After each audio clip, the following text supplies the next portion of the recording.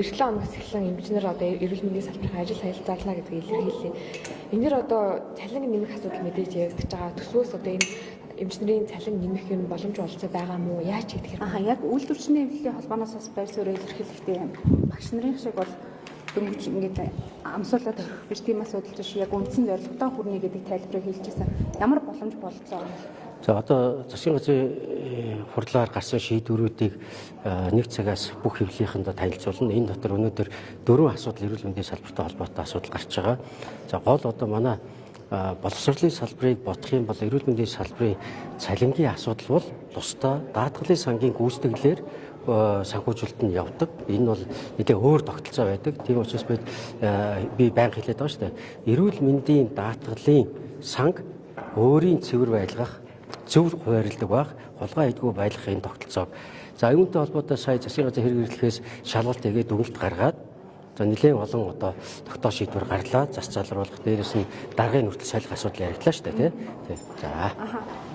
Тэгээ яг одоо хэрвээ эмчнэр ажил хайчвал яаж хийх юм? Өчигдөр би бас эрүүл мэндийн салбарын үйлдвэрчний эвлэлийнхэнтэй үйлдвэрчний эвлэлийн төв зөвлөл дээр очиж орой мөнгө сайхан гишүүнтэй бит хоёр очиж уулзсан. 11-ээс бараг 12 хагас хүртэл сууж ер нь яаж бид одоо цалингаа нэмэх гаргалгаа шийдлүүд юу байгаа талаар ярилцсан. За өнөөдөр одоо өчигдрийн хурлынхаа шийдвэрийг бол хүлээгээд авчихсан. За одоо энэ дээрээ бид яаж нэмэх үү гэдэг асуудлуудаа бас ярилцсан. Төсвөөс бол одоогийн байдлаар засгийн газраас бол 201 тэрбум төгрөг цалингийн нэмэгдэлт өгөхөр байгаа. Энэ бол одоо үндсэн цалин 15% нэмэх боломж нь. За дээрэс нь даатгалын санхүүжилт дээрээ зөв зохицуултууд хийвэл бид дахиад 15% нэмэх боломж байгаа. За ингээд энэ системээ тогтолцоогоо өөрийн зөв болгоод яачих юм бол дараа нь бас ахаад нэмэх асуудлуудаа хуваарьтай хэдүүлээ ярилцъя гэд өчтөр яриад орхисон. Яг ажил аюул одоо нөхцөл байдал хүнд болно гэдэг яагаад энэ зохицуултуудыг яах вэ? Мөн ч хуультай шүү дээ. Хуультай тийм ээ. 3 талд хэлцээрээ бид дүгнэх ёстой.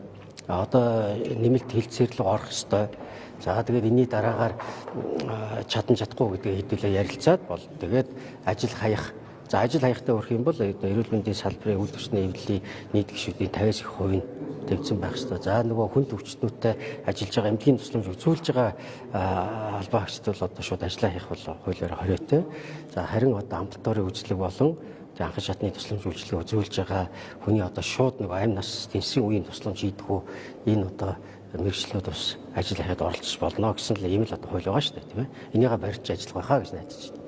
Яг одоо таны өчигдрийн хэлэлцээр дээр нааштай хариулж юм уу? Ямар тайлбар? Бид бас ярилцаад ямар ч гэсэн би энийг сонсно гэдэг нь их чухал алхам гэж бодож байгаа. Би энийг сонсож хоорондоо бас ярилцаж нөхцөл байдлуудаа ярьсан. Одоо тэгээд гаргалгаануудаа хийхээр бас бид одоо дараагийн уулзалтаа хийнэ. За.